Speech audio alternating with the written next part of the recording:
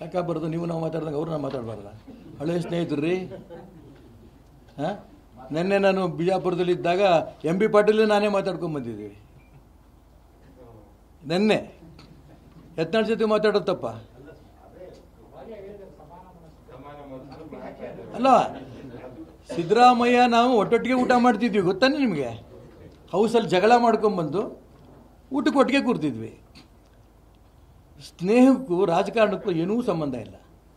ಯತ್ನಾಳ್ ಹಿಂದೂ ಹುಲಿ, ಅವನ ಜೊತೆ ನನ್ನ ಸ್ನೇಹ ಹೇಳ್ದೆ ಇನ್ಯಾರ ಜೊತೆ ಇಟ್ಕೊಂಡ್ಲಿ? ಯಾಕಾಗಬಾರ್ದು? ನೀವು ನಾವು ಮಾತಾಡ್ದಂಗೆ ಅವ್ರು ನಾವು ಮಾತಾಡಬಾರ್ದ? ಹಳೆಯ ಸ್ನೇಹಿತರು ರೀ. ಹಾಂ, ನಿನ್ನೆ ನಾನು ಬಿಜಾಪುರದಲ್ಲಿದ್ದಾಗ ಎಂ ಬಿ ಪಾಟೀಲ್ ನಾನೇ ಮಾತಾಡ್ಕೊಂಬಂದಿದ್ದೀವಿ. ನಿನ್ನೆ ಯತ್ನಾಳ್ ಜೊತೆ ಮಾತಾಡೋದು ತಪ್ಪ ಅಲ್ಲ? ಸಿದ್ದರಾಮಯ್ಯ ನಾವು ಒಟ್ಟೊಟ್ಟಿಗೆ ಊಟ ಮಾಡ್ತಿದ್ವಿ, ಗೊತ್ತಾನೆ ನಿಮಗೆ?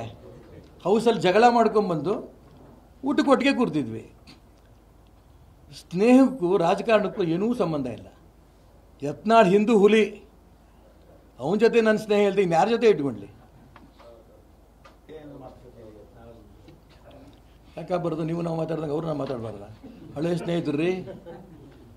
ಹಾಂ, ನಿನ್ನೆ ನಾನು ಬಿಜಾಪುರದಲ್ಲಿದ್ದಾಗ ಎಂ ಬಿ ಪಾಟೀಲ್ ನಾನೇ ಮಾತಾಡ್ಕೊಂಬಂದಿದ್ದೀವಿ.